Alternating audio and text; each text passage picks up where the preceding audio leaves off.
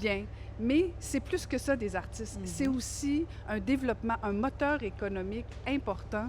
Et c'est ça qu'on a voulu à l'Organisation internationale de la francophonie, c'est de dire aux États, c'est de dire aux producteurs, c'est de dire aux distributeurs que les artistes sont un moteur économique important et ça a changé complètement notre façon de contribuer aux arts et aux industries de la culture.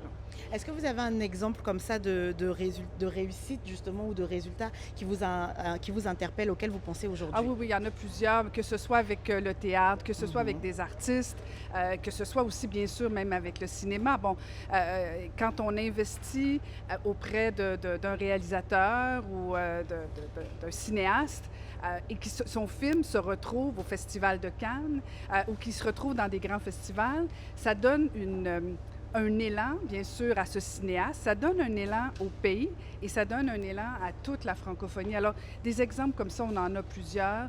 Des artistes qui avaient le talent, qui ont le talent, mais qui ne savent pas nécessairement comment faire en sorte d'exister, parce que c'est Mhm. pas tout de créer. C'est Comment on sûr. fait pour exister partout dans le monde? Mhm. Et c'est cet élan-là, pardon, qu'on essaie, nous, à la francophonie, d'accompagner nos artistes. Oui, partout dans le monde, parce que finalement, l'OIF, c'est plusieurs territoires qui se retrouvent dans le fait de parler la même langue, de parler le même langage.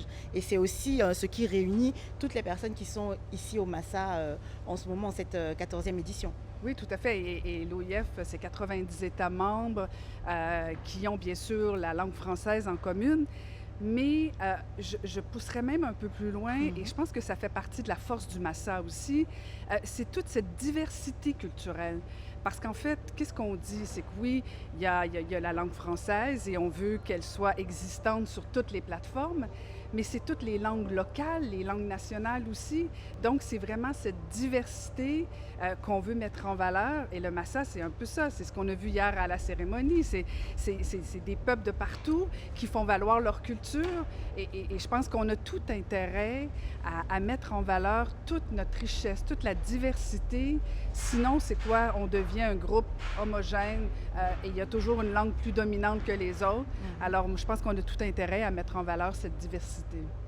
Alors, aujourd'hui, les artistes un peu ont une crainte, qui est liée à l'IA, l'intelligence artificielle, dans un espace numérique dominé par les grandes plateformes internationales aussi, qu'on ne va pas citer. Mais quelles sont les stratégies que vous, l'OIF, vous mettez en place en matière de découvrabilité, par exemple pour les contenus francophones? Comment vous pouvez aider à garantir la visibilité des industries culturelles issues des pays francophones? En toute franchise, si j'avais la recette, je pense que je serais millionnaire. Mais je pense qu'il faut qu'on travaille tous ensemble. Mhm. Je parlais de diversité culturelle et c'est vraiment l'important. Oui, l'OIF, on essaie, en fait, je dirais on agit sur trois niveaux. La première place qui est importante à notre avis, c'est au niveau international.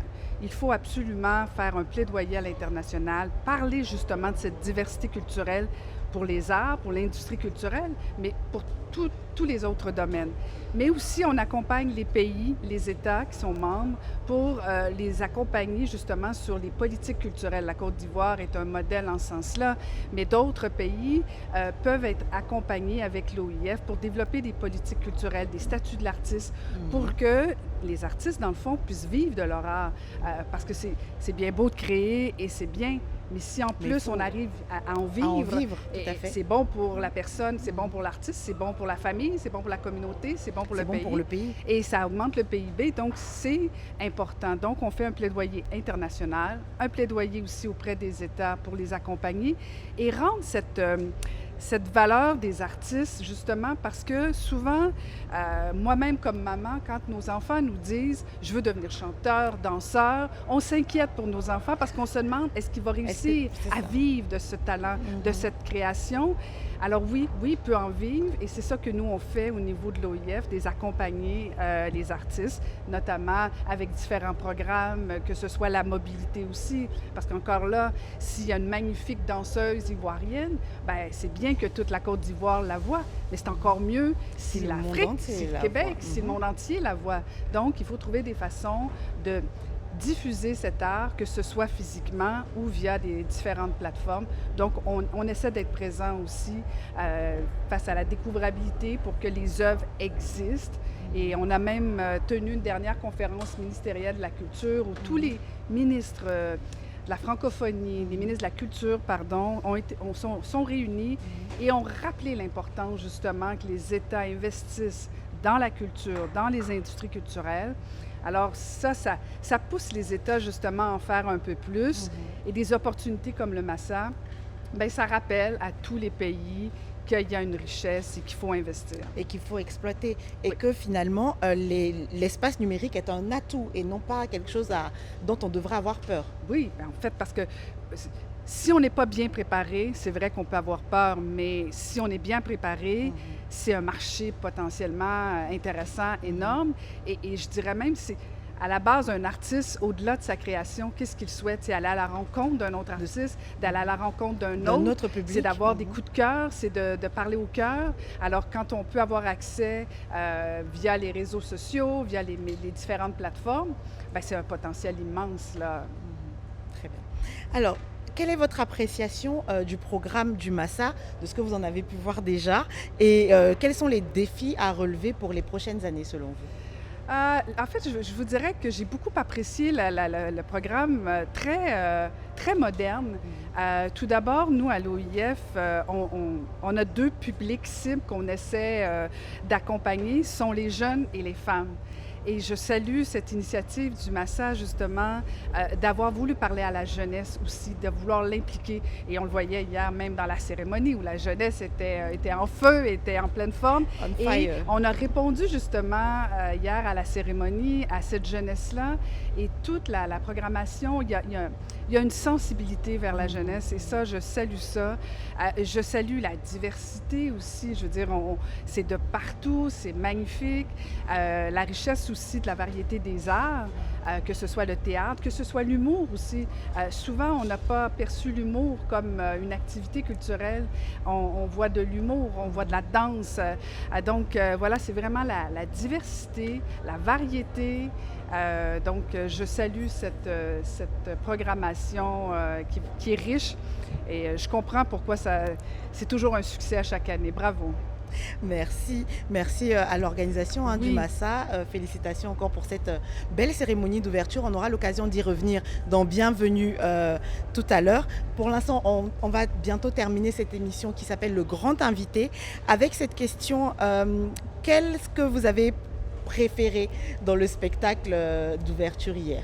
Ah, ça, c'est cruel comme question. Je sais. Mais parce qu'en fait, je vais vous dire pourquoi c'est cruel.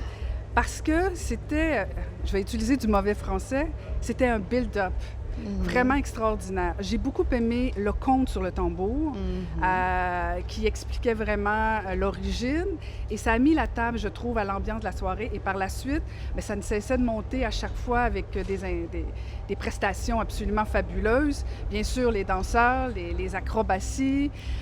J'ai beaucoup aimé aussi le chant du Maroc qui a été un beau coup de cœur. Mais la finale, franchement, quand les 400 artistes sont sur scène, chez nous, au Québec, il y a une expression, c'est pas tellement francophone, mais je vais me permettre, j'étais flabbergastée. Alors, je ne sais pas si vous savez ce que ça veut dire, mais j'étais sous le choc, j'étais charmée. Et j'ai dit à la ministre, bravo, parce que vraiment, de réunir 400 artistes sur scène en peu de temps, là, je veux dire, habituellement, on met des mois, des années à préparer ce genre de numéro. Vraiment, du début à la fin, magnifique soirée. Ça donnait le ton, je pense, pour toute cette semaine du Massa. Alors, du coup, je vous laisse pour un mot de fin, pour peut-être conclure votre passage et puis pour aussi dire un mot à tous nos téléspectateurs. Oui, avec plaisir. En fait, j'invite tout le monde à venir à la rencontre des artistes francophones, mais de tout le monde, venir à la rencontre de leur œuvre, de leur personne aussi. Le Massa, c'est une édition cette année 2026 très riche, alors c'est un rendez-vous à ne pas manquer. Merci Caroline Saint-Hilaire. Je rappelle que vous êtes administratrice de l'OIF, l'Organisation internationale de la francophonie. Vous êtes venue aujourd'hui dans le grand invité sur Massa TV pour représenter la secrétaire générale. Merci encore. Merci à vous. Et puis passez une très belle journée de Massa. Et nous, on se retrouve dans un instant. À tout de suite.